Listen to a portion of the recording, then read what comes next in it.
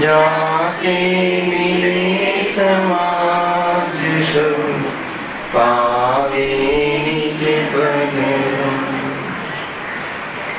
जे निज भाव सदा सुखन निज नो करो प्रकाश जे बहुविधि दुख तणी करे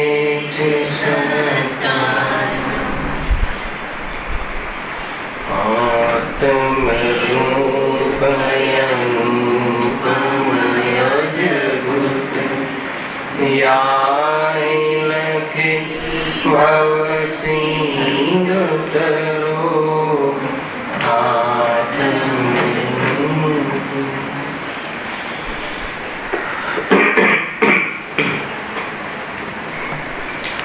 श्री मोक्ष मार्ग प्रकाशक ग्रंथ से तीजा अधिकार पर अपनी स्वाध्याय चाले से अधिकार अंतिम प्रकरण पर अपने चर्चा चल रही है। पेज नंबर से 74 पर आ गए थे।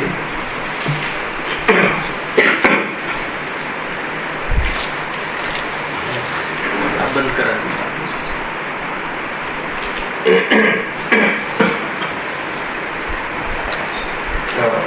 मोक्ष सुख ने तेनी प्राप्ति नो उपाय एक प्रकार थी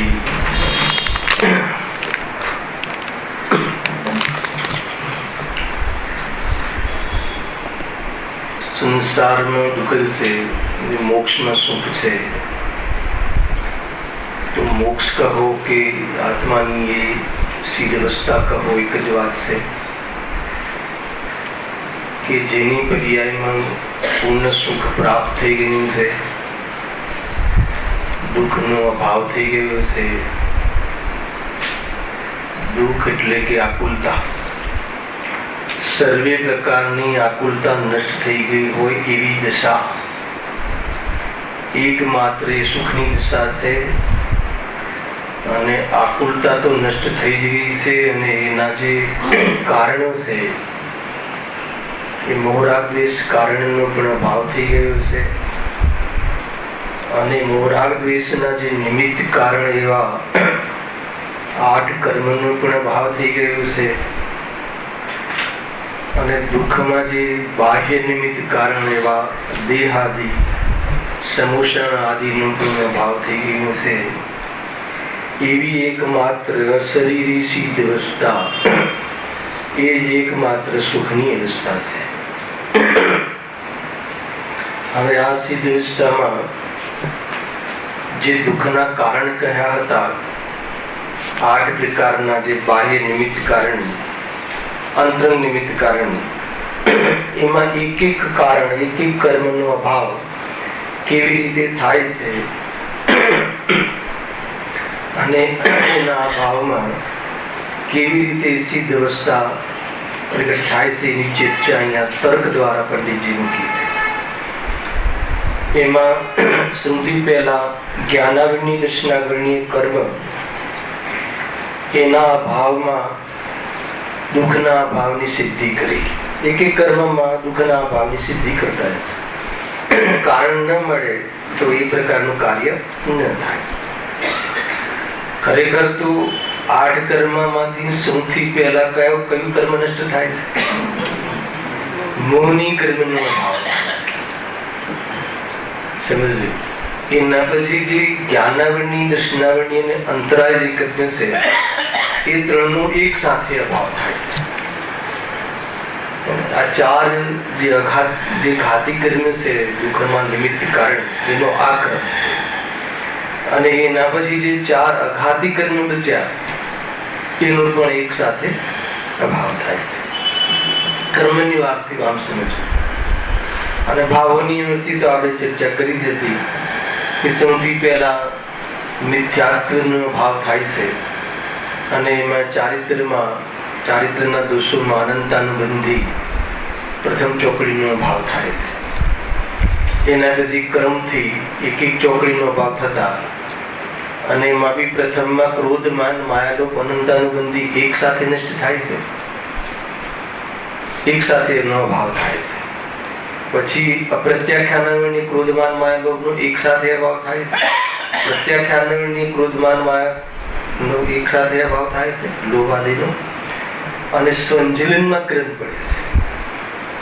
સંજલન ક્રોધ પહેલા જાય છે, પછી સંજલન માન, ક્રોધ માન, માયા, પછી સ્થૂલ લોભ અને અંતમાં સૂક્ષ્મ લોભનો અભાવ થાય છે. સંજલન ક્વોલિટી ચર્ચા પહેલા થઈ ગઈ છે.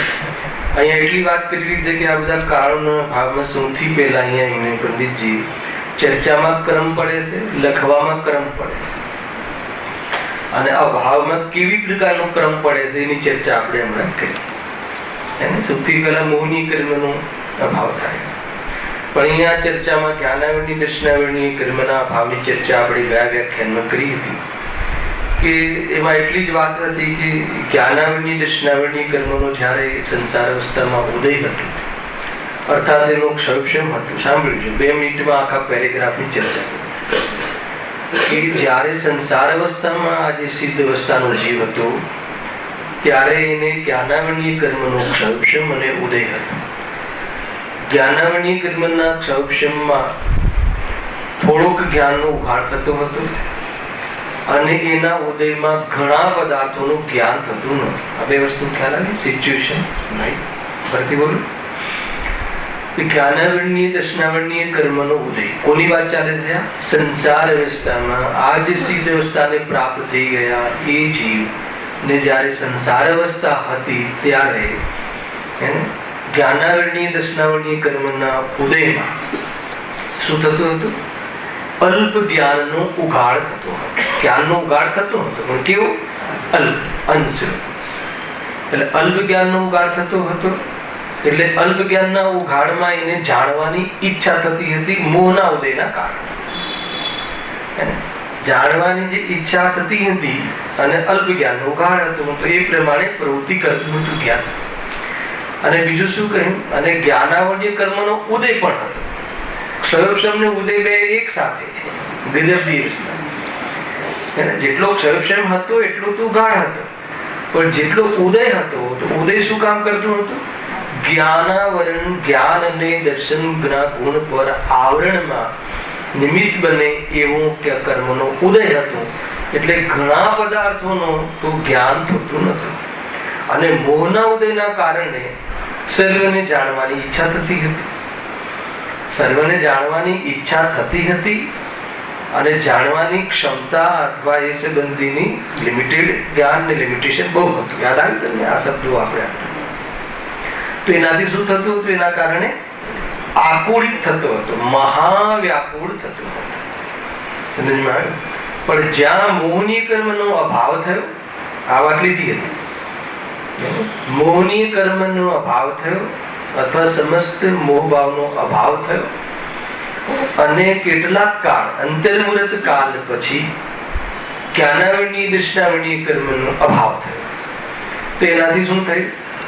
સંપૂર્ણ જ્ઞાનનો ઉઘાડ થયો. જ્ઞાનાવરણીય દર્શનાવરણીયનો ક્ષય થયો. ક્ષાયિક જ્ઞાન પ્રગટ થઈ ગયું. કોની વાત છે? સિદ્ધ વિગવંતને આ સ્ટેજમાં પહેલા આ પ્રકારનું કાર્ય થયું, ઘાતી કર્મના ભાવમાં. તો જ્ઞાનાવરણીય કર્મ આદિનો ભાવ થતા એમાં બે વાત કહી હતી. શું વાત કહી હતી? કે છદ્મસ્તમસનું પોષણ હતી. સાંભળવા જેવી વાત છે, ફરીથી યાદ કરાવું કે જાણવાની ઈચ્છા બહુ હતી અને ક્ષમતા નહોતી. અને જ્યારે અર્હંત દશાને પ્રાપ્ત થયા અથવા 12મા ગુણસ્થાન આવ્યું, પહેલા એમ લઈ લો, અર્હંત અવસ્થા થઈ. 12મા ગુણસ્થાનમાં તો ઈચ્છાનો ભાવ થઈ ગયો. અર્હંત અવસ્થા થઈ એટલે શું થયું? એમને સર્વ જાણવાની ઈચ્છાનો અભાવ થઈ ગયો અને જાણવાની પૂરી ક્ષમતા ખીલી ગઈ, પ્રગટ થઈ ગઈ. સમજમાં આવે શું થયું? એમાં એક વાત મેં કહી હતી કે ઈચ્છા થાય સર્વને જાણવાની, ત્યારે જ્ઞાન જો પૂરું પ્રગટ થઈ ગયું હોત તો કામનું હતું. પરંતુ એ વાત તમે કલ્પના કરી જુઓ. આજે પ્રશ્ન મૂકું છું કે માની લો કે આપણો રાગ બાકી હોય અને રાગ હજુ બાકી હોય અને બધું જાણવાનું જ્ઞાન પ્રગટ થઈ જાય તો નવીનભાઈ શું દશા થાય? અરે આપણને હજુ પૂરું જ્ઞાન પ્રગટ નથી થયું તો બી આને મારા માટે શું વાત હશે, આ મારા માટે શું જાણતો હશે, શું આના મનમાં ચાલે છે, અને આના મનમાં આ ચાલે છે તે ચાલે છે, એવી અનેક પ્રકારની કલ્પનાઓ કરી લઈએ છીએ અને ઘણા પ્રકારના ખોટા કામ કરીએ છીએ. તો આપણને જયારે પાકું જ થઈ જાય ત્યારે કે આને મારા માટે આ વાત ચાલે છે એવું પાકું જ થઈ જાય, કેવલ જ્ઞાન થઈ જાય એટલે તો આ જ ચાલે છે, એના મનમાં આ જ ચાલે છે જણાઈ જાય. અને રાગ બાકી હોય તો શું દશા થાય? એટલે જે વ્યવસ્થા છે પ્રકૃતિની એ બરાબર છે, ખ્યાલ આવે કે નહીં? એટલે એક પ્રકારથી ભાઈ એમ સમજો કે મને ઘણી વાર વિકલ્પ આવે કે જે પણ કોઈ પ્રકૃતિની વ્યવસ્થા છે, કર્મ આધીન કે બાની, બધી બરાબર ચાલે છે, ખ્યાલ આવે કે એકદમ બરાબર ચાલે છે, કાંઈ પણ આડું અવળું ચાલતું નથી. જો રાગના અભાવ થયા પહેલા કેવલ જ્ઞાન થઈ જાય તો એ જીવની શું દશા થાય? ઓર દુઃખી થઈ જાય. એટલા માટે જે પ્રમાણે કહ્યું છે અથવા જે વ્યવસ્થા છે બરાબર છે, એ પણ એક ખ્યાલમાં આવે. ત્યાં આગળ એમ કહ્યું કે જયારે જ્ઞાનાવરણી દર્શનાવરણી કર્મનો અભાવ થઈ જાય છે તો એ અભાવ થવાથી એક વાત એમને મૂકી. ત્યાંથી હું થોડુંક વાંચીને પછી એક પ્રશ્ન ઉઠાવું છું આજે. જો વળી જ્ઞાનાવરણ દર્શનાવરણનો ક્ષય થવાથી સર્વ ઇન્દ્રિયોના સર્વ વિષયોનું યુગપદ ગ્રહણ થતા દુઃખના કારણો પણ દૂર થયા. આ કયું કારણ? દુઃખનું કયું કારણ? ફરીથી બોલું છું, યાદ કર્યો છે, એટલું ભણાયેલું છે, તમને આવડવું જોઈએ.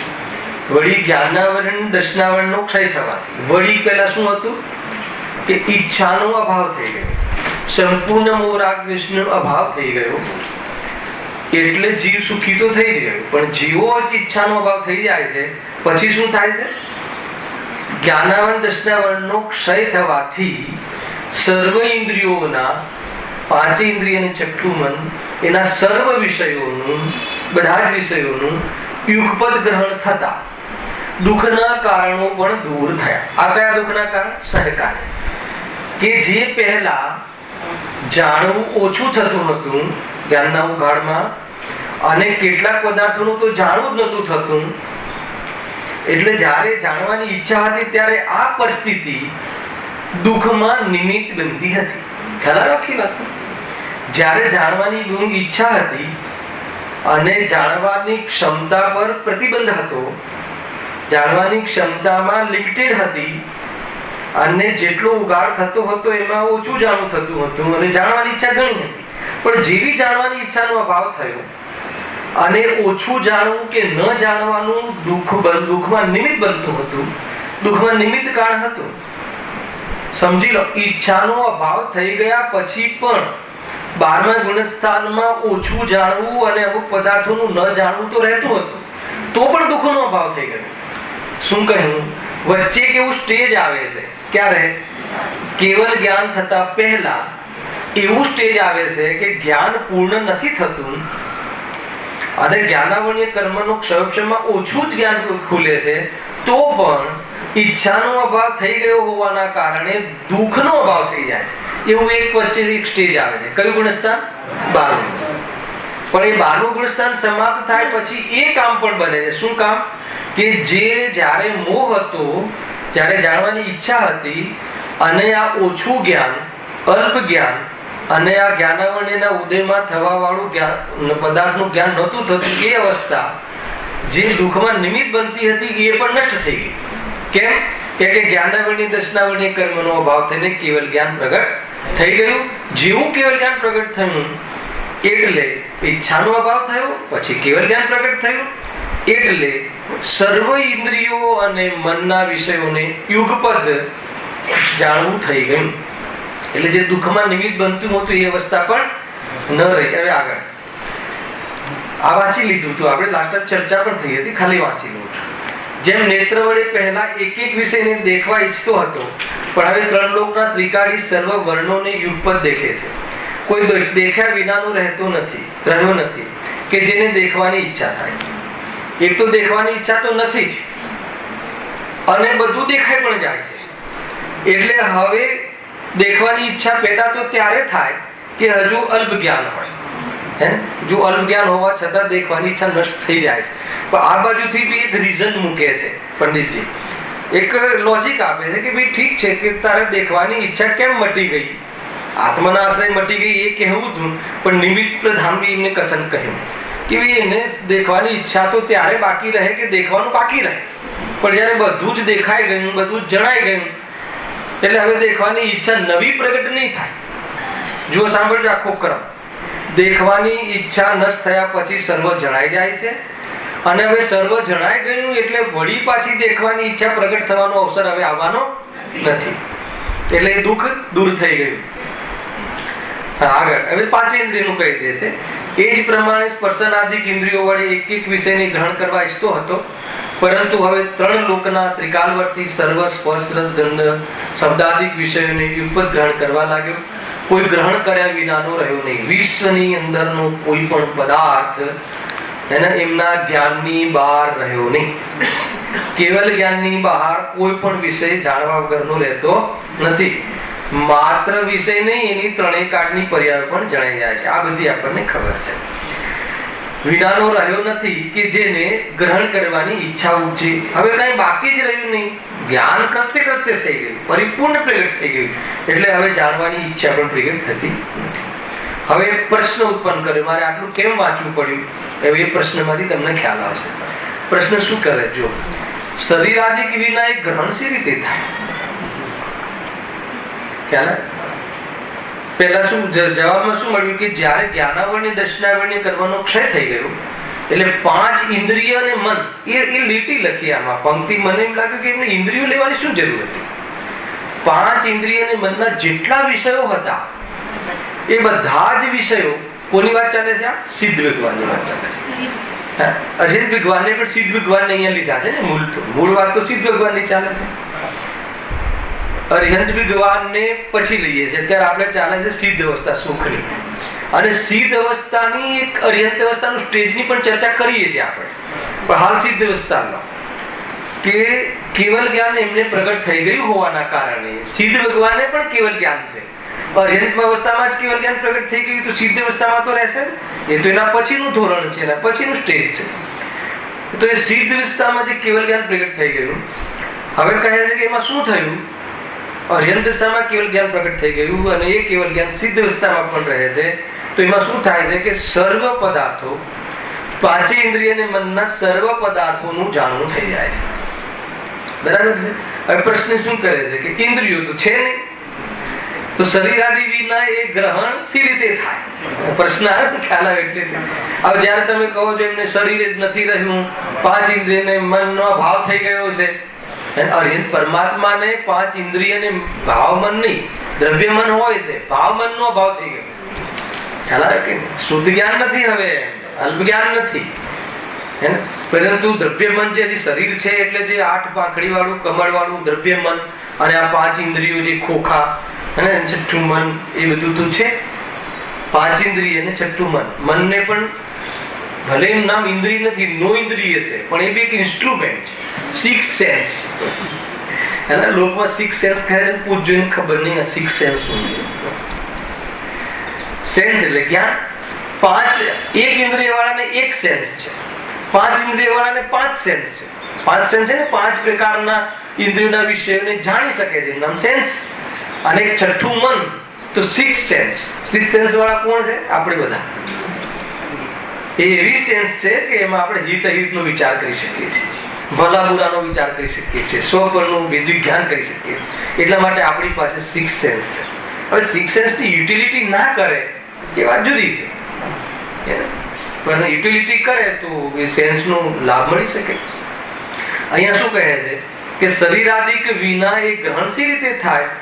બધી જ ઇન્દ્રિયોના વિષયો તમે કહો છો જાણી લેશે, તો સિદ્ધ ભગવાને તો શરીર જ નથી હોતું, તો એ શરીર વગર એ 5 ઇન્દ્રિયો જ નથી હોતા, તો એ 5 ઇન્દ્રિય વગર એ જાણવું કેવી રીતે બને? એનો પ્રશ્ન થોડો વિષય ખોલવા માટે મૂક્યો છે.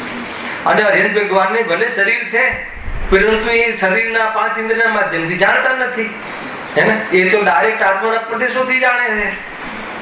ખ્યાલ આવ્યો આખું?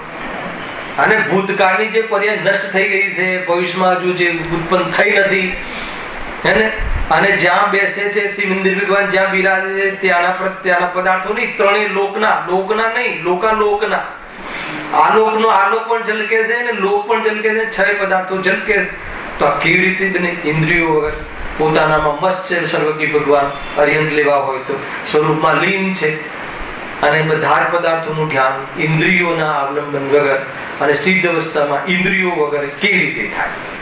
ગ્રહણ સી રીતે થાય? કેવી રીતે જાણાય? જો પાછું છે કે જ્યાં સુધી જ્ઞાન ઇન્દ્રિય જનિત હતું ત્યાં સુધી તો દ્રવ્ય ઇન્દ્રિયાદિક વિના ગ્રહણ થઈ શકતું નહોતું. હવે જ્યાં સુધી એટલે ક્યાં સુધી? અજ્ઞાની હતા ત્યાં સુધી. ક્યાં સુધી? અલ્પ અવસ્થા હતી ત્યાં સુધી. જ્ઞાની અજ્ઞાનીનો ભેદ નથી. જાણવાની ક્રિયામાં જ્ઞાની અજ્ઞાનીનો ભેદ નથી. યથાર્થ જાણવું અને અયથાર્થ જાણવું એમાં જ્ઞાની અજ્ઞાનીનો ભેદ છે. ખ્યાલ આવે કે? માન લો કે કોઈ સમ્યક દ્રષ્ટિ જીવ હોય અને કોઈ અજ્ઞાની મિથ્યા દ્રષ્ટિ જીવ હોય, એ બંને કોઈ પદાર્થને જાણે, માન લો કે આ રૂમાલને દેખે, તો એ બંનેની જે દેખવાની ક્રિયા, જાણવાની પ્રોસેસ, જ્ઞાનની પ્રવૃત્તિમાં શું અંતર હશે?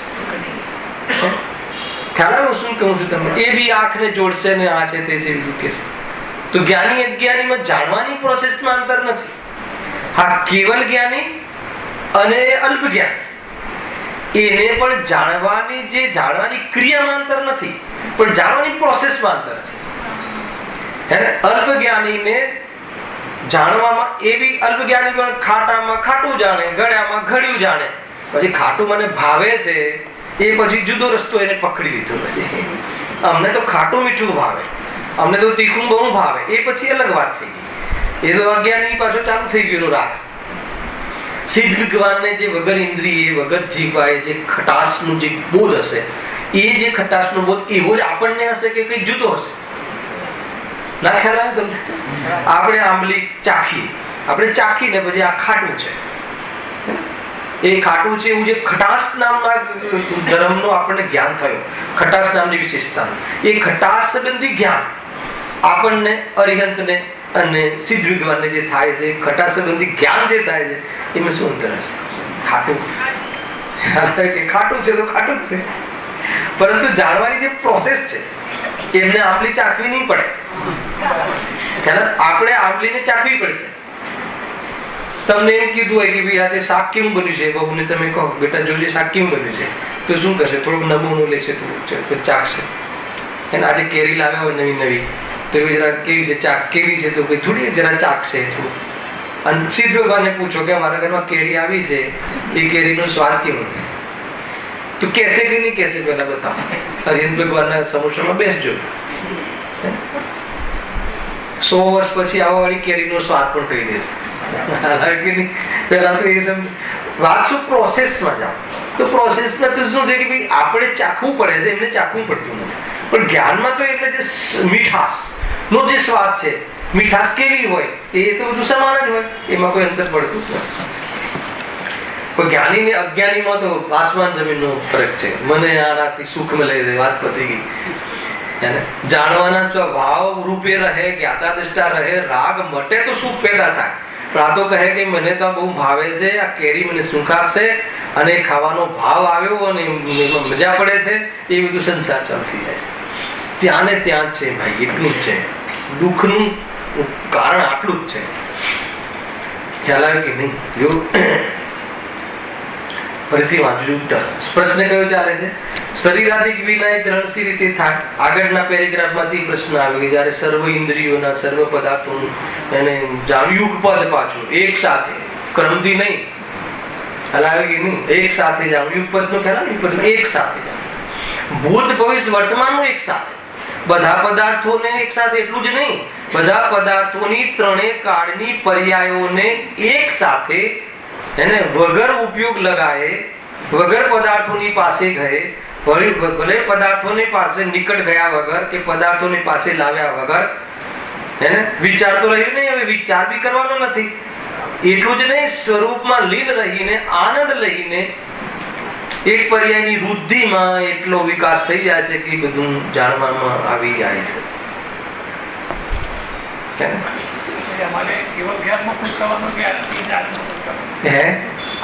ભાઈ એ તો જયારે તમે ખુશ થઈ જાઓ ને ત્યારે આ મળે છે. એમ એના પહેલા નથી મળ્યું. તમારો આનંદ પૂરો થઈ જાય ને પછી કેવલ જ્ઞાન મળે. કેવલ જ્ઞાન ની જરૂરત ના લાગે ને ત્યારે કેવલ જ્ઞાન આવે. તો ચર્ચા ઘણી થઈ ગઈ. કેવલ જ્ઞાન પ્રગટ કરવા માટે કેવલ જ્ઞાન ની સામે જોવાનું નથી.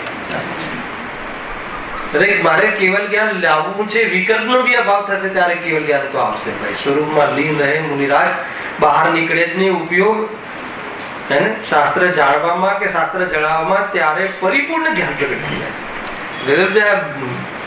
એનો અર્થ એ થયો કે જ્ઞાન અંદરથી આવે છે, બહારથી નહીં. એનો અર્થ બી એક એ થયો, જ્ઞાન ક્યાંથી આવે છે? અંદરથી આવે. આપણે બહાર શોધીએ છીએ તો નહીં આવે. અને બધા પદાર્થોનું જ્ઞાન થઈ જવાનું નામ સુખ નથી. જે સુખી થઈ જાય છે એને આવી વિશેષતા પ્રગટ થઈ જાય છે. મોહનો અભાવ થઈ જવાથી સુખ પ્રગટ થઈ જાય છે. બધું જણાઈ જવાથી સુખી થઈ જાય છે એવું ક્યાં છે ચીનુભાઈ? કેમ કેવલ જ્ઞાનની જેમ મતલબ ઈચ્છા થઈ ગઈ? ખ્યાલ આવે? શું મિક્સ થઈ જાય? ક્યાંથી મિક્સ થઈ જાય? એ વાત ક્યાંથી આવે? મતલબ કે તમે એક પદાર્થને એક જ વ્યક્તિના બે ગુણોને તમે જાણો છો, બે વિશેષતા. કે એક તો અમુક બાબતમાં નબળો છે અને અમુક બાબતમાં મતલબ કે હોશિયાર છે. એક સાથે જાણો છો તો એમાં શું ભેગું થઈ જાય? જ્ઞાનમાં શું ભેગું થઈ જાય? જ્ઞાનમાં તો એ તો દિવ્યતા છે. જ્ઞાનમાં આ પદાર્થ થોડી આવી જાય છે તો ભેગું થઈ જાય. ખ્યાલ આવે? કશું જ ભેગું ના થાય. જ્ઞાનમાં તો એ પ્રકારની દિવ્યતા છે. ઓર કોની વિશેષતા જ્ઞાન ગુણની ચર્ચામાં ખોલીશું, આપણે વિશેષ ખોલીશું જ્યારે બી. હવે મને એવું લાગે છે કે જૈન સિદ્ધાંત પ્રવેશિકા નેક્સ્ટ સેશનમાં ચાલુ થશે મે મહિના પછી. હે ને આજે આપણે સાંજનો ક્લાસ છે, તમને પ્રોગ્રામ બની તો હું ભૂલી જાઉં તો. એને અત્યારનો ક્લાસ પછી સાંજનો ક્લાસ પણ છે અને આવતીકાલે ક્લાસ નથી, રવિવાર સવારે બીજી પ્રોગ્રામ હોવાના કારણે. બરાબર છે. અને પછી જે નેક્સ્ટ શનિ રવિ આ મહિનાનો એપ્રિલનો જે અંતમાં છે એ આપણો આ સેશનનો અંતિમ ક્લાસ રહેશે. શનિ રવિના 3 ક્લાસ. પછી મે મહિનાનું વેકેશન આવે છે. શાના માટે આવે છે વેકેશન? પિકનિક માટે, શિબિરો માટે આવે છે. સોનગઢ આદિ વિશેષ જઈને ત્યાં લાભ લેવા માટે હોય છે. 11 મહિના ભણ્યા હોઈએ એને ઓર ગોલન કરવા માટે હોય છે. અને વાસ્તવમાં તો ડે ટુ ડે નું કામ છે. આ ડે ટુ ડે નહીં, હર સમયનું કામ છે. પરંતુ એક વિશેષ નિવૃત્તિ લઈને આ વિશે વિચાર કરવા માટેનો અવસર છે. અને વળી બાદ જૂનનો જે પહેલો શનિ રવિ આવશે એ વખતે જૈન સિદ્ધાંત પ્રવેશિકાનો આપણે પ્રારંભ કરીશું. એટલા માટે કદાચ કોઈ આગળ પાછળ થવાના હોય કાલે તો પ્રોગ્રામ આજે રાત્રે તો છે. હા, શરીર આદિ વિના એ ગ્રહણ સી રીતે થાય? તો જ્યાં સુધી જ્ઞાન ઇન્દ્રિય જનિત હતું ક્યાં સુધી હતું? ત્યાં સુધી તો દ્રવ્ય ઇન્દ્રિય આદિ વિના ગ્રહણ થઈ શકતું નહોતું. દ્રવ્ય ઇન્દ્રિય ખ્યાલ આવે? દ્રવ્ય ઇન્દ્રિય એટલે શું? આજે બહારના જે આ બધા છે ને આ ઉપકરણ, આ બધા જે સાધન, બાહ્ય સાધન ઉપકરણ કહો, એ બધા દ્રવ્ય ઇન્દ્રિય. દ્રવ્ય ઇન્દ્રિય એટલે શરીર જે છે એના જે પાર્ટ છે એને દ્રવ્ય ઇન્દ્રિય કહે છે. બરાબર? દ્રવ્ય ઇન્દ્રિય વિના એટલે શું? એના આવલંબન વિના. એનાથી જ્ઞાન થતું એ તો એમ નહીં. કોઈ વસ્તુ સાંભળવી હોય તો કાનનો સપોર્ટ લેવો જ પડે. અને આપણી આ ઇન્દ્રિય ડેમેજ થઈ જાય તો એ સંબંધી જ્ઞાન આપણને થતું નથી. આ ડેમેજ થઈ ગઈ એટલે કે જ્ઞાનાવરણી કર્મનો ઉદય છે. બે નિમિત્ત બને ને એ વખતે જ્ઞાનાવરણીય કર્મનો ઉદય છે. અચ્છા, એકદમ ડેમેજ થઈ જાય, ડેપ્થ થઈ જાય કાનમાં, બિલકુલ આપણને કાં તો જન્મથી કાન સાંભળવાની શક્તિ જ ના હોય તો બી એને જ્ઞાનાવરણીય કર્મનો જે એ વખતે શું છે? ઉદય છે.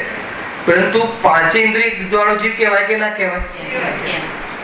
કેમ કે એને જે લબ્ધ છે, એની જે લબ્ધિ છે, એને લબ્ધિ તો પ્રગટ છે પર્યાયમાં.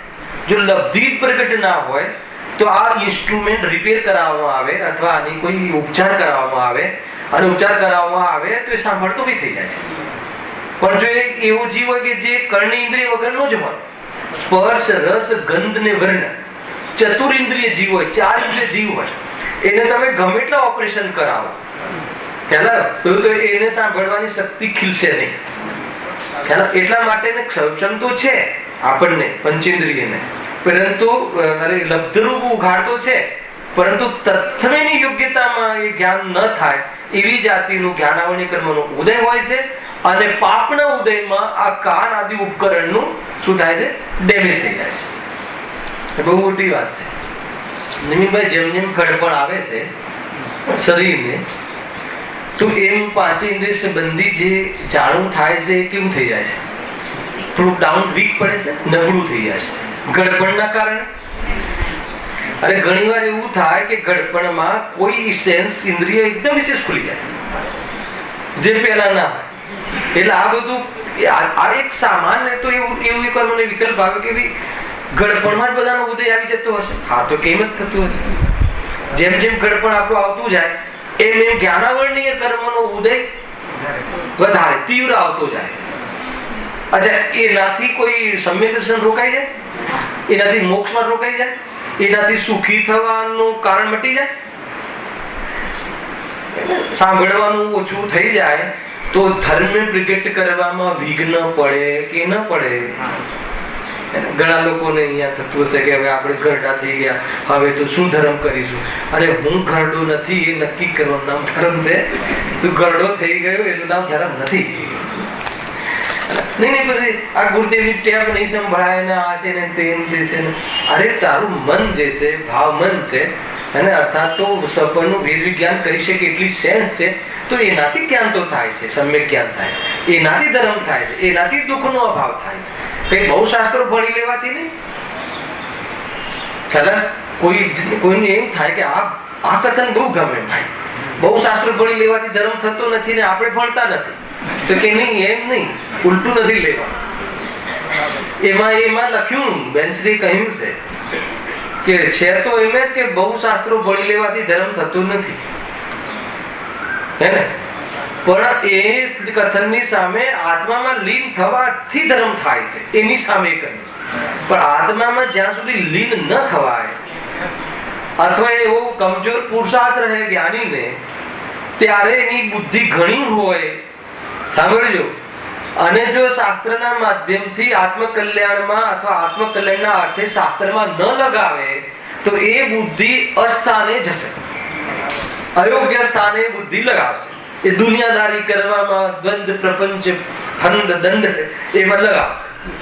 એટલા માટે ઉપયોગને સમેટવા અર્થે જીનાગમના આશ્રયમાં રહેવું શ્રાવકોને ગ્રસ્ત જીવનમાં ઉચિત જ છે.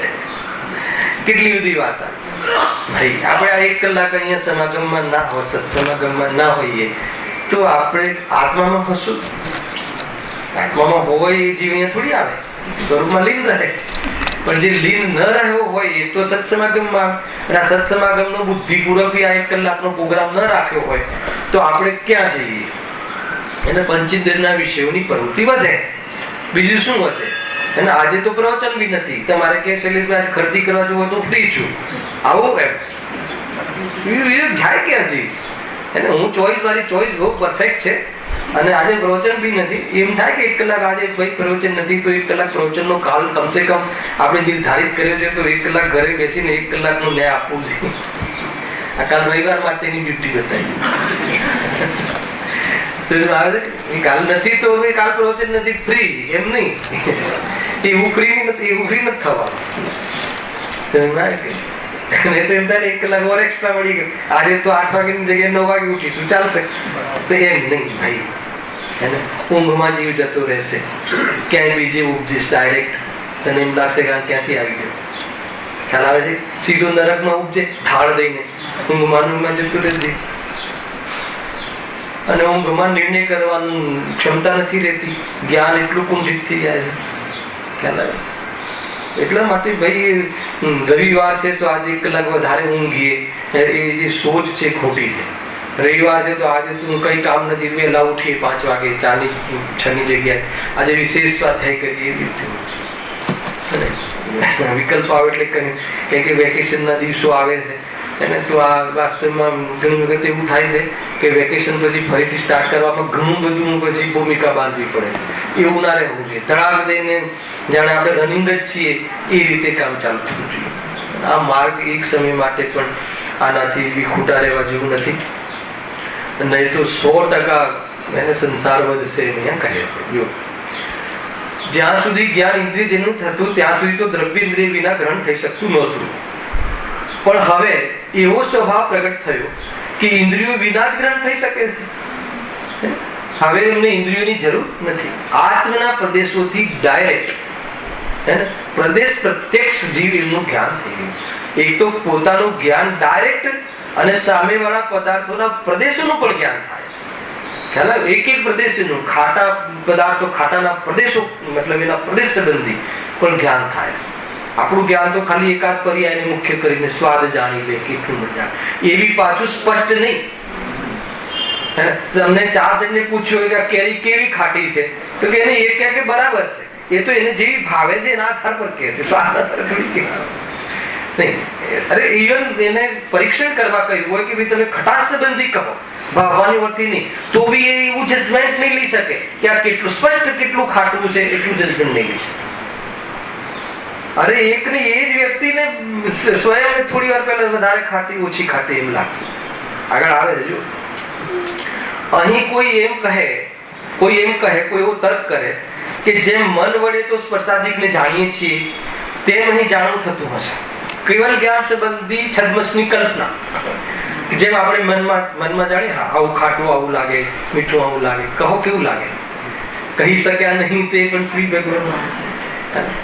છતાં પણ આપણે મનમાં આપણે કોઈ વસ્તુ જોઈને આવ્યા કે સોનગઢનું આપણે એક પ્રોમો બતાવ્યો કે ભાઈ આપણે આ રીતે મંદિર બનવાનું છે, આ રીતે આપણે અથવા ત્યાં જઈને એક આપણને એ પ્રમાણેનો પ્રોજેક્ટ બતાવ્યો. જેમ કે આપણે પાર્લા મંદિરમાં પેલું બતાવ્યું ને શું કહેવાય ને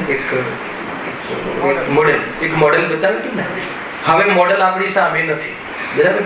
તો એ આપણે આંખ બંધ કરીને બી પાર્લાનું મંદિર આટલું હશે આવું હશે એવું જાણીએ કે તો કે એવું કેવલ જ્ઞાનમાં જાણવું થતું હશે કે નહીં? એવું નહીં. આ એમ કે છે એટલા માટે ઉદાહરણ આપે. ઘણી વાર આપણને આમ અત્યારે ભડકારા વાગે છે ને હવે આવી રહી છે આ પ્રતિષ્ઠા અને મતલબ જોરદાર મતલબ અદભુત મંદિર બનાવ્યું છે, બહુ સરસ મંદિર બનાવ્યું છે. તો એનું જે આપણને પ્રતિકૃતિ પ્લસ એ સંબંધી જે ત્યાં વર્ણન કરવામાં આવ્યું એની વિશેષતાઓ તો એ આપણા કાનમાં ગુંજે છે. તો જયારે પાર્લા મંદિર સંબંધી આપણને વિકલ્પ આવે જાણવાનો વિચાર ચાલે તો એ વિચારમાં આખું મંદિર આપણા જ્ઞાનમાં દેખાય છે કે નહીં? આખું બરાબર. તો કે કેવલ જ્ઞાનમાં એવું જાણવું થતું હશે એમ અહીંયા પ્રશ્ન કરે છે, બરાબર? પણ હા સ્પર્શાદિકને જાણીએ છીએ તેમ અહીં જાણવું થતું હશે, પણ ત્વચા જીવ આદિ વડે ગ્રહણ થાય છે તેમ નહીં થતું.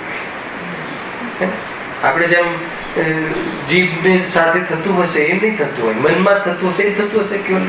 જેમ આપણે તો જેમ મીઠાશ ને કે તીખાશ ને કે આપણે ઠંડી હવા, તો ઠંડી હવાને આપણે પેલા સ્પર્શ થવી જોઈએ એ સંબંધી આપણને અને કોઈ આંખોથી કોઈ પદાર્થ જોવો તો રેન્જમાં આવવું જોઈએ.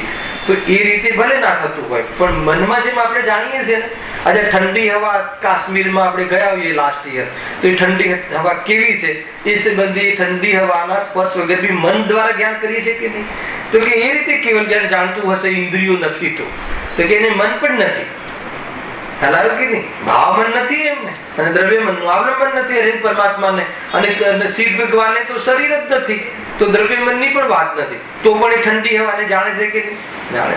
તો કે મનની અંદર જાણતા હશે એવું નહીં. અહીંયા એમ કે છે તેમ નહીં થતું હોય એટલે એવી રીતે તો નહીં થતું હોય ને એમ જિજ્ઞાસા કરે છે પણ એમ નથી ના એ રીતે જાણવું થતું નથી. તો કેવી રીતે થાય છે? કેમ એમ નથી? પેલા કારણ બતાવે. કારણ કે મન વડે તો સ્મરણ આદિ થતા કંઈક અસ્પષ્ટ જાણવું થાય છે. હવે કેવલ જ્ઞાન સ્પષ્ટ છે અને છદ્મસનું જ્ઞાન દ્વાદશાંગનો ધણી હોય જ્ઞાની ધર્માત્મા હોય તો પણ એનું જ્ઞાન અસ્પષ્ટ છે. સમ્યક જ્ઞાનીનું જાણકારી રૂપ જ્ઞાન અસ્પષ્ટ છે અને સમ્યક જ્ઞાનીનું જાણકારી વાળું જ્ઞાન મલિન છે. ખ્યાલ આવે કે એ સ્પષ્ટ નથી, સ્વચ્છ નથી, નિર્મલ નથી. પેલી નિર્મલતાની વાત નથી, મિથ્યા સમ્યકની વાત નથી. સમ્યક દ્રષ્ટિનું જ્ઞાન પણ એને પણ કોઈ સ્પષ્ટ જ્ઞાન માનો સમ્યક દ્રષ્ટિ જીવ હોય ગુરુદેવશ્રી હોય અને આપણો બિઝનેસમાં લો કે જે પણ જેને જે ઉદ્યોગ હોય, ડાયમંડ છે, સ્ટીલ છે, તો એ સંબંધીને નોલેજ હોય કે ના? માનો કે તમે પૂછો કે સાહેબ અમારે આ રીતે આ પ્રમાણેના કોટેડના ડાયમંડ છે, તો એને તમને એ સંબંધી તમને કઈ ખ્યાલ છે? તો કે ભાઈ અમને તો ખ્યાલ છે કે પથરા છે, હે ને, અને એમાંથી સુખ નથી આવતું, એ તો અમને ખ્યાલ છે, પરંતુ એનો આટલો ભાવ હોય ને એના આવું સ્વરૂપ હોય એ ખ્યાલ નથી. તો એ સંબંધી અજ્ઞાન છે કે નહીં એમને? હા, તો સમ્યક દર્શન થઈ જાય તો એ સંબંધી જાણકારી થઈ જાય. એમના સમ્યક દર્શન તો એ મારું નથી, એ હું નથી, હું એનો નથી, એમાંથી સુખ નથી, હું જ્ઞાન સ્વરૂપ છું. જળ અને જીવ જુદા છે, રાગમાં સુખ નથી, રાગના ભાવમાં સુખ છે. આવું જાણવું એ સાત તત્વ રૂપ યથાર્થ જાણવું એનું નામ સમ્યક જ્ઞાન છે, સમ્યક દર્શન છે. કોઈ એ પદાર્થની વિશેષ જાણકારી હોય એનું નામ સમ્યક જ્ઞાન. એ સંબંધી તો જાણકારી આપણને વધારે હોય, ગુરુદેવ હોય એટલે ખ્યાલ આવે કે નહીં? તો કહે છે કે એ સંબંધી એમાં અને સ્પષ્ટ નથી હોતું. જો કારણ કે મન વડે તો સ્મરણાથી થતા કઈ અસ્પષ્ટ જાણવું થાય છે, પરંતુ અહીં તો ત્વચા જીવ આદિ વડે સ્પર્શ રસાદિકને સ્પર્શવામાં, આસ્વાદવામાં, સૂંઘવામાં, દેખવામાં અને સાંભળવામાં જેવું સ્પષ્ટ જાણવું થાય છે, તેથી પણ અનંત ગણું સ્પષ્ટ જાણવું તેમને મળે છે. અનંત ગણું સ્પષ્ટ જાણવું થાય છે. આપણને જે જીવ આદિ જે સ્પષ્ટ થાય છે એ તો કઈ સ્પષ્ટ છે જ નહીં, હે ને? મેં મારી આંખેથી જોયું છે, તો પણ એ પરોક્ષ જ્ઞાન છે, પ્રત્યક્ષ નથી. જ્યારે જ્યારે અવલંબન વાળું જ્ઞાન હોય એ ક્યારે બી સ્પષ્ટ ના હોય. તમને એક બીજી રીતે ઉદાહરણ આપું. માનો કે કોઈ બી સાંભળેલી વાત હોય, હે ને, તો એ વાયા વાયા જતી હોય તો કેટલી સ્પષ્ટ રહેશે? અસ્પષ્ટ થઈ જાય છે. આ મોહીનું જ્ઞાન છે. આ તો મેં વચ્ચે મોહને લઈ આવ્યો. અહીંયા મોહને લાવવો નથી પણ લઈ આવ્યો, આવું થતું હોય. તમે સાંભળ્યું કેટલું હોય કે ભાઈ એમને હશે કે 5-1 લાખનું નુકસાન છે, પછી એ ધીરે ધીરે કેટલું થઈ જાય છે? તો કે વાયા વાયા વાયા વાયા જે જ્ઞાન થતું હોય ને એ ક્યારે સ્પષ્ટ ના ખ્યાલ. પ્રત્યક્ષ આત્માનું સ્વસંવેદન પ્રત્યક્ષ જ્ઞાન સદવશને થાય છે, પરોક્ષ જ્ઞાન નથી. અને સ્વસંવેદન પ્રત્યક્ષ છે, અનુભવ જ્ઞાન તો, પરંતુ છતાં બી આત્મા સંબંધી અનંત ગુણો સંબંધી એ જ્ઞાનીનું જ્ઞાન પણ પરોક્ષ છે. એ પ્રત્યે આત્મા કોઈ દિવસ જ્ઞાનીને પ્રદેશ પ્રત્યક્ષ હોતો જ નથી. સંવેદન પ્રત્યક્ષ ભલે હોય પણ આત્માના આનંદ ગુણો કઈ જેમ કેવલીને એક સાથે ઝલકે તે ન ઝલકે. અનંત ગુણાત્મક હું છું અને એમાં જે વેદન આવે છે અને એમાં જે સ્વાદ આવે છે સિદ્ધોનો, અર્યંતોનો, મુનિરાજોનો આવ્યું ના છે, સમાન છે સ્વાદ. ક્વોન્ટિટીમાં અંતર છે, ક્વોલિટીમાં અંતર નથી. ક્વોલિટી એક જ પ્રકારની. અહીંયા તો બીજી વાત કરવી છે, એ દિશાનો પ્રશ્ન નથી, એનો પ્રસંગ નથી. અહીંયા શું કહે છે કે અહીંયા જે ત્વચા જીવ આદિ વડે સ્પર્શ રસાદિકને સ્પર્શવામાં, આસ્વાદવામાં, સૂંઘવામાં, દેખવામાં અને સાંભળવામાં જેવું સ્પષ્ટ જાણવું થાય છે, તેથી પણ અનંત ગણું સ્પષ્ટ જાણવું થાય છે. અથવા તો એની જોડે શું કમ્પેર કરે? પેલું તો સ્પષ્ટ છે અને આ તો અસ્પષ્ટ છે. છદ્મસનું જ્ઞાન જો વિશેષતા એની ઓર વિશેષ વાત કરે. વિશેષતા એ છે કે ત્યાં ઇન્દ્રિયો અને વિષયોના સંયોગો થતા જ જાણવું થતું હતું. કોને? પાસ્ટ સિદ્ધ ભગવાનને પહેલા ઇન્દ્રિયો ને વિષયોનો સંયોગ થતા જ જાણવું થતું. પહેલા તો આમ આવી ગયું, પહેલા ઇન્દ્રિય ક્લિયર હોવી જોઈએ, પછી એ વિષયના સંયોગ, વિષયનો સંયોગ અથવા એની આપણી સામે હોવું. મતિ જ્ઞાન ક્યારે થાય? અત્યારે અહીંયા હું શું કહેવાનો છું એ તમે અહીંયા ન આવો અને ઘરે બેઠા હોય તો એનું એ સંબંધી જ્ઞાન થાય કે ન થાય? ન થાય. એટલે તમારે એ વિષયના નિકટ સન્નિકટ અને એ સંબંધ કયો એના સંયોગમાં આવવું પડે, નહીં એના વગર ન થાય. મતિ જ્ઞાન ની વાત છે, શુદ્ધ જ્ઞાન પછી લેશું આપણે. ત્યારે મતિ જ્ઞાનમાં તમારે આ સંબંધી શું કહ્યું તો તમારે અહીંયા શું ચાલવાનું છે સાંભળવું હોય, જાણવું હોય તો તમારે એ તમારા કર્ણેન્દ્રિયને આ શબ્દની સાથે એને નિકટ લાવવું પડશે અથવા એના સન્નિકટ રહેવું પડશે. એટલું બધું અપરાધીન જ્ઞાન છે. હવે અહીં દૂર રહેવા છતાં પણ તેવું જ જાણવું થાય છે. કેવલ જ્ઞાનીને હું શું બોલું છું એમને જાણવા, એમને અહીંયા સિદ્ધ ભગવાનને જાણવું થતું હશે કે નહીં? જાણવું થઈ જ રહ્યું છે. અને એમના માટે કોઈ દુર્વૃત્તિ પદાર્થોને જાણવા માટે કોઈ એમની પાસે જવું પડે કે વિષયોની પાસે આવવું પડે કે એવી જાતિની કોઈ કન્ડિશન નથી. એવી જાતિનું જ્ઞાન એમને પ્રગટ થઈ ગયું છે. અને એક સૂક્ષ્મ, અંતરિક્ષ અને દૂરવર્તી, આ ત્રણ વિષયની ચર્ચા ઘણી વખત આવે છે કે એવી ત્રણેય પ્રકારના પદ. સૂક્ષ્મમાં સૂક્ષ્મ, યદ્યપિ ઘણી વખત આ સમંતરાચાર્ય દેવે કેવલ જ્ઞાનની સિદ્ધિ કરવા માટે પણ આ ન્યાયની સિદ્ધિ કરી છે. જેમ કે કોઈ વ્યક્તિ સૂક્ષ્મ પદાર્થને જાણી શકે છે, એને અવધિજ્ઞાની જાણી શકે છે. આપણામાં બી કોઈ પદાર્થ મને સૂક્ષ્મ ના જણાતો હોય, આટલો ટુકડો પણ તમને જણાય છે. તો જે એક તો સૂક્ષ્મ પણ કોઈ છદ્મસના જ્ઞાનનો વિષય બને. પછી અંતરિક્ષ, અંતરિક્ષ એટલે કેટલું કાલવર્તી દૂર હોય. કાલવર્તી દૂર એટલે માન લો કે ચતુર્થ કાળમાં રામ હતા, રાવણ હતા, એને આપણે ભલે આગમથી જાણીએ છીએ, પણ એ વખતે કોઈ જીવ હશે ને ચતુર્થ કાળમાં કે એ પ્રત્યક્ષ દેખતો હશે રામ ને રાવણ ને, એ વખતે એવો તો કોઈ જીવ હશે કે નહીં, પ્રત્યક્ષ. પછી અંતરિક્ષ અને ત્રીજું શું કહ્યું? દૂરવર્તી. દૂરવર્તી પદાર્થ એટલે માન લો કે અત્યારે કાશ્મીરમાં કેવું વાતાવરણ છે હાલ ટુડે, હાલ આ મોમેન્ટમાં, ભલે આપણે ના જાણી શકીએ પણ એક ક્ષેત્રમાં રહેવા વાળો જીવ તો પ્રત્યેક જાણી શકતો હશે. નરકમાં કેવું હશે, સ્વર્ગમાં કેવું, આપણે આગમથી જાણીએ છીએ, આગમના માધ્યમથી જાણીએ છીએ, પણ કોઈ જીવ એવો પ્રત્યક્ષ જાણવા વાળો હશે ને? સાવ્યવહારિક પ્રત્યક્ષ, પ્રદેશ પ્રત્યક્ષની વાત નથી. તો જ્યારે કોઈ વિષય છદ્મસને જે પ્રત્યક્ષ થઈ શકતો હોય, ભલે આપણે અનુમાનનો વિષય છે, પણ કોઈ છદ્મસને જ્યારે આ રીતે સાવ્યવહારિક પ્રત્યક્ષ થઈ શકતો હોય, તો કોઈ જીવને બધા જ પદાર્થો પ્રત્યક્ષ કેમ ના થઈ શકે? એમ કરીને એમને આખું વર્ણન કર્યું છે. કેવલ જ્ઞાનની સિદ્ધિ બહુ સુંદર છે. સમંતરાચાર્યનો આત્મમીમાંસા, એના ઉપર અકલંક દેવે 800 શ્લોકની ટીકા કરી, અષ્ટસતી. એના પર વિદ્યાનંદી મુનિરાજે 8000 શ્લોકની ટીકા કરી, અષ્ટસહસ્રી. આ બધી કોની ટીકા છે ખબર છે? કોઈને ખ્યાલ છે? તત્વાર સૂત્રનું જે ઉમાસ્વામી મંગલાચરણ લખ્યું ને, મોક્ષ માર્ગસ્ય નેતારમ વેતારમ કર્મ ભૃભુતામ, એ જે આખું જે શ્લોક છે ને, હા, તદગુણ લબ્ધે છેલ્લી લીટી છે ને, તો એ મંગલાચરણ ઉપર આ ટીકાઓ છે. એક મંગલાચરણ ઉપર આટલી ટીકા કરી છે. તત્વાર સૂત્ર આખું નહીં, ખાલી તત્વાર સૂત્રના મંગલાચરણ ઉપર 114 કારિકા સમંતરાચાર્ય લખી અને કેવલ જ્ઞાનની સિદ્ધિ કરી, જબરજસ્ત સિદ્ધિ કરી. એને અમે તમને કેમ પૂજીએ છીએ? એને તમને કોઈ બહારમાં સમોષણ છે એટલે નહીં, કેવલ જ્ઞાન છે એટલે. તો કોઈએ કહ્યું કે દેવો તો ઘણા છે, તમે આમને જ કેમ પૂજો છો? કેમ કે આ કેવલ જ્ઞાની છે, વિતરાગી છે. તો કેવલ જ્ઞાની છે એવું અમે કેવી રીતે માનીએ? તો એમાં કેવલ જ્ઞાનની જે સિદ્ધિ કરી છે, અને જીનાગમમાં ન્યાયના વિષયો પણ બહુ રોચક છે. આજે આપણે અધ્યાત્મ ભણી રહ્યા છીએ અને અધ્યાત્મમાં એક ન્યાયના વિષય હોય છે. એક છે પ્રમાણ જ્ઞાન, પ્રમાણ જ્ઞાન, જ્ઞાન પ્રમાણ છે એની સિદ્ધિ, અને કેવલ જ્ઞાનની સિદ્ધિ. આ બે સિદ્ધિમાં તમારું જેટલા બી અંદરમાં ખૂણે ખાંચરે જે બી ભ્રમ પડ્યા છે, એને ઘણીવાર જ્યારે વ્યક્તિ ન્યુ કમર્સ હોય ને ભાઈ, ત્યારે કેવલ જ્ઞાન સંબંધી એને મને પોતાને બી બહુ વિચારો આવતા હતા કે જ્યારે કેવલ જ્ઞાન અનંત જાણે છે, અનંત કેવલ જ્ઞાની અનંત જાણે છે, તો મારી છેલ્લી પર્યાય કઈ હશે એ એમને ખબર હોય કે ના હોય?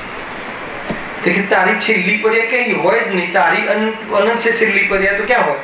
તો અનંત ને અનંત તરીકે જાણે છે, બેસતું જ નથી. કેવી રીતે જાણતા છે? કેવી રીતે જાણતા છે? ઘણા લોકોને આવા પ્રશ્નો થતા હશે. તો એ ઘણી બધી વસ્તુઓ, પણ જયારે આ તમે આ ન્યાયના વિષયો તમે ભણો ને, ત્યારે આ તમારા જેટલા બી શંકાઓ ને જેટલી બી જિજ્ઞાસાઓ છે એનું સમાધાન થઈ જાય. સ્વાધ્યાય તો કરવો પડશે. લૌકિક અભ્યાસમાં આપણે કોઈ બી વસ્તુ એચીવ કરવા માટે કેટલા ક્લાસીસ ને કેટલા ટ્યુશન્સ ને કેટલું કરીએ છીએ. અહીંયા એક ક્લાસ આવે ને તો એ તો છોડવો જ ના જોઈએ.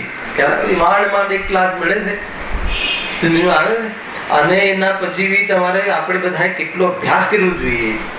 એને ભલે એમ નથી કહેતો કે એમાં માસ્ટરી હોવી જોઈએ, પણ થોડુંક તો ન્યાય, વ્યાકરણ, ગુણસ્થાન કરનારીઓ થોડું તો જ્ઞાન હોવું જોઈએ, જેટલું અપેક્ષિત છે એટલું.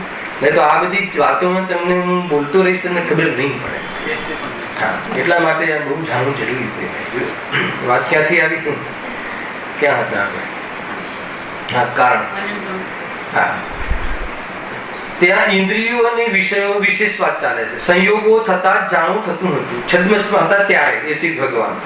હવે અહીં દૂર રહેવા છતાં પણ તેવું જ જાણવું થાય છે. એ કઈ જુદું જાણવું નથી થતું, તેવું જ જાણવું થાય છે. ઉપરથી વધારે સ્પષ્ટ થાય છે. એ બધું શક્તિનું મહિમા છે, સ્પષ્ટ જાણવું થાય છે, સ્પષ્ટ પ્રદેશ પ્રત્યક્ષ.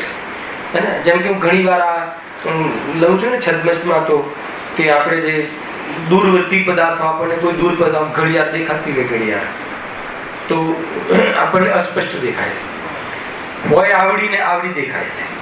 વિમાનમાં બેસીએ તો મકાનો કેવડા દેખાય છે, કેવડા દેખાય ને ઓછા. તેનો અર્થ આપણું જ્ઞાન કેવું છે? અચ્છા, કોઈ સમ્યક દ્રષ્ટિ વિમાનમાં બેઠો હોય તેને કેવું દેખાય? તો એ જ્ઞાન કેવું છે? અસ્પષ્ટ છે ને. અરે તમારી સામે પડ્યું હોય 5x5x5 નો મતલબ એક ચોરસ પદાર્થ, તો બી તમારી આંખની સામે હોય, જેટલો ચોરસ છે, જેટલું મેજર છે, એટલું તમને સ્પષ્ટ નહીં દેખાય. કે તમારા જ્ઞાનમાં ફક્ત તમારી આપણી ફૂટપટ્ટીમાં એ માપ જ નહીં આવે, જે ફૂટપટ્ટી જે કેવલ જ્ઞાનમાં માપમાં આવે. પણ આપણને આત્મકલ્યાણમાં એ નડતું નથી. આત્મકલ્યાણમાં તો એ જુદો, હું જુદો, બસ વાત પતી ગઈ. એટલું જ જાણવું જરૂરી છે. લોકના પદાર્થો વિશે સુખી થવું હોય તો કેટલું જાણવું જરૂરી છે? સાંભળો ચિન્મય, સુખી થવું હોય તો સર્વ પદાર્થોને પણ જાણવા જરૂરી છે. હવે તમે કહો મારે કેવલ જ્ઞાન તો નથી, સર્વ પદાર્થને કેવી રીતે જાણીએ? તો કેટલું જાણવું જરૂરી છે? સર્વ પદાર્થો મારાથી જુદા છે, બધા જ પદાર્થો પરિપૂર્ણ છે, ગુણાત્મક અને પર્યાત્મક છે, એટલે કોઈમાં કાંઈ કરવાની જરૂર નથી, અને હું પણ એક પૂરો પદાર્થ છું, મારા માટે કોઈની જરૂર નથી.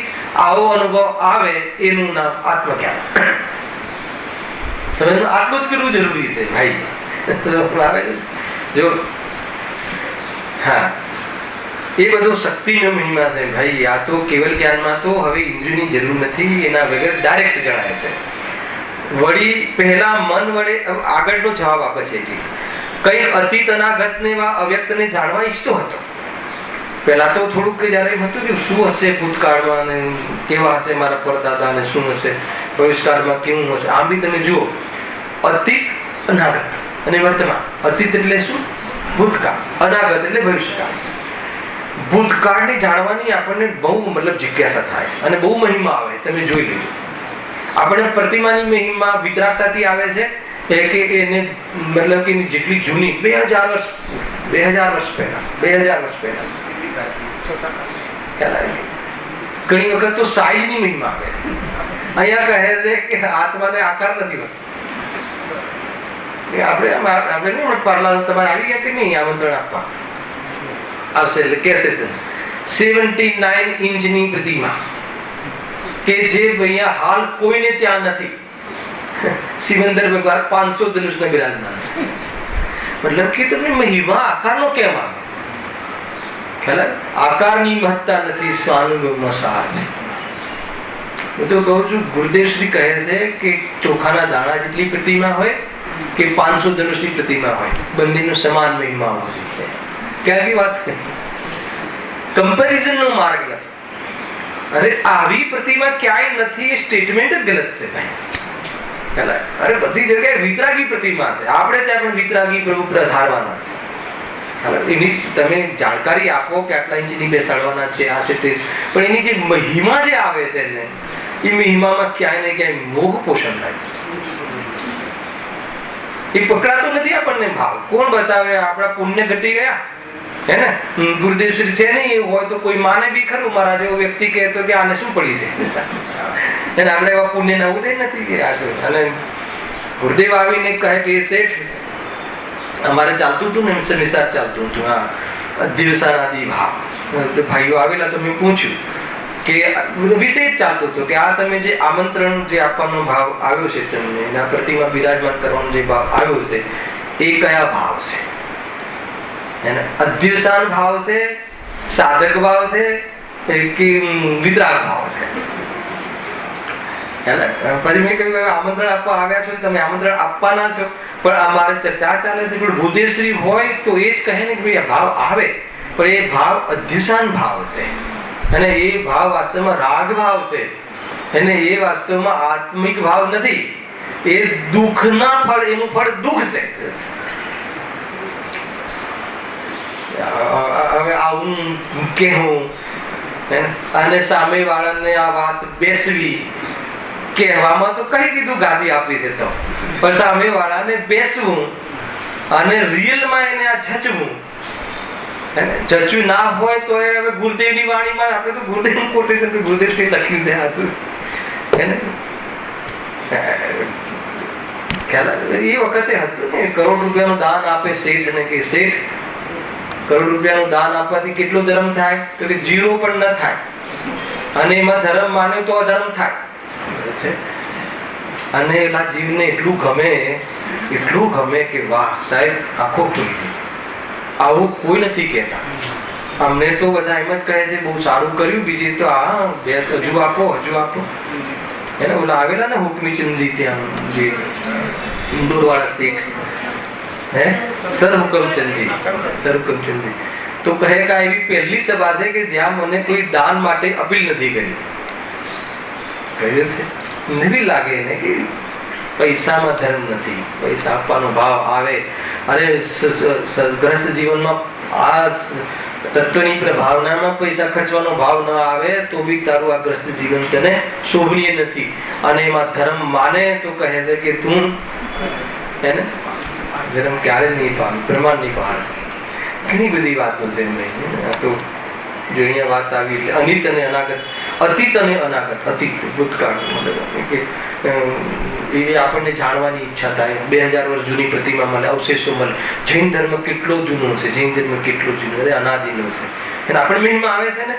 અને અનાગતમાં મતલબ ભવિષ્યમાં કે 50 વર્ષ પછી, 100 વર્ષ પછી, 200 વર્ષ પછી આ જે ઇલેક્ટ્રોનિક ક્રાંતિ છે એમાં કેવી પ્રકારના રિસર્ચ થશે, કેવી પ્રકારના આવિષ્કાર થશે અત્યારથી નક્કી થાય છે. 15 વર્ષ પછી એક આવિષ્કાર આવશે, આ પ્રકારનો હશે. સામે વાળો ખાલી આમ વિચારે અને ફોન લાગી જાય એવી જાતિનો આવિષ્કાર, એવી જાતિનું જે સોફ્ટવેર શોધાવાનું છે 15 વર્ષ પછી આવશે અમલમાં. તો ભવિષ્યમાં બી થાય છે ને. તો કે અતીત અને અનાગત જે જાણવું ઈચ્છતો હતો એવું તો આ કેવલ જ્ઞાની આ જીવને કેવું થઈ ગયું? ત્રણેય કાળનું જાણવું પ્રગટ થઈ ગયું. ગજબ છે. પણ હવે બધું એ અનાદિથી અનંતકાળ પર્યંત સંપૂર્ણ કાળના સર્વ પદાર્થોના દ્રવ્ય ક્ષેત્રકાળ ભાવને ઉપર જાણે છે. કોઈ જાણ્યા વિના રહ્યા નથી કે જેને જાણવાની ઈચ્છા થાય. એ પ્રમાણે દુઃખ અને દુઃખના કારણોનું તેમને અભાવ જ જાણવું. એટલે એમને હવે કોઈ જાતની એવી શું હશે ભવિષ્ય, શું ભૂત એવી જાતિની ઈચ્છા પણ પેદા થતી નથી. ઘણી સારી ચર્ચાઓ છે, હજુ આપણે ઉતાવળ નથી કરતા. નેક્સ્ટ શનિ રવિવારે આ જે અંતિમ છે આપણે એનું આપણે સમાપ્તિ કરીશું. અને રાત્રિમાં આજે ક્લાસ સહેજાનંદી